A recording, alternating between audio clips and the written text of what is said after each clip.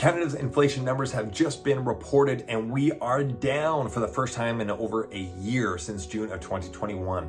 June 2022, our inflation was at 8.1%, and we are down to 7.6% in July of 2022, which, while being still extremely high and far more than anybody is comfortable with, we are on a downward trend and hopefully marks that the peak is behind us for inflation.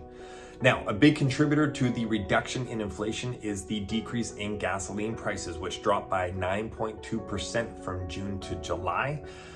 Now, if we exclude gasoline prices, consumer price index actually still rose by 0.1%. It's the slowest gain that we have seen since December, but at the same time, it is still a gain in that there's still upward pressure on inflation in our consumer products, which we still see in the grocery stores and literally everything else that we are trying to buy.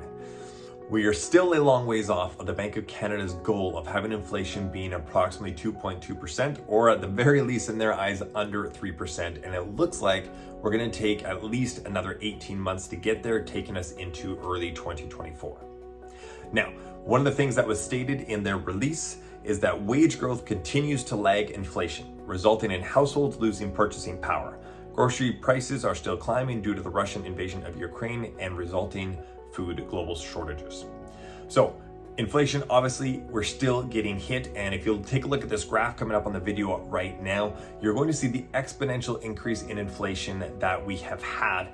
But at least, again, looks like we may have hit the peak and we are going to start to come down a little bit.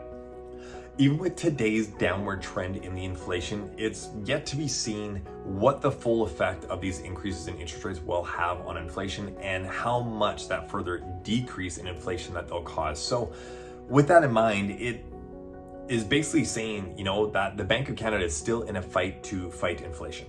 And there's still a lot of global unknowns in the economy that will have a big effect on that, with the number one being Russia and the invasion of Ukraine and the amount of wheat and food sources that come from there for our daily needs.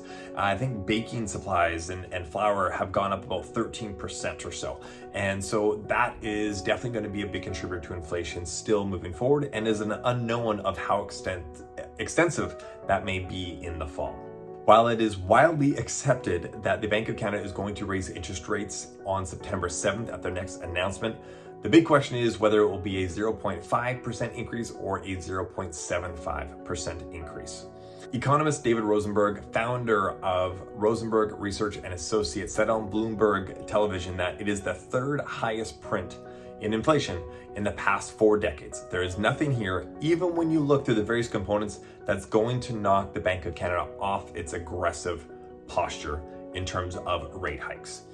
So all of Tuesday's data that was released in terms of inflation is in line with the Bank of Canada's estimates on inflation, which they see it averaging around the 8% throughout the third quarter of 2022 before dropping. So it seems like the Bank of Canada's thoughts is that inflation may actually come up a little bit before it comes down. So is the peak behind us, or is it slightly in front of us? We're not entirely sure. Right now, it looks like it's behind us.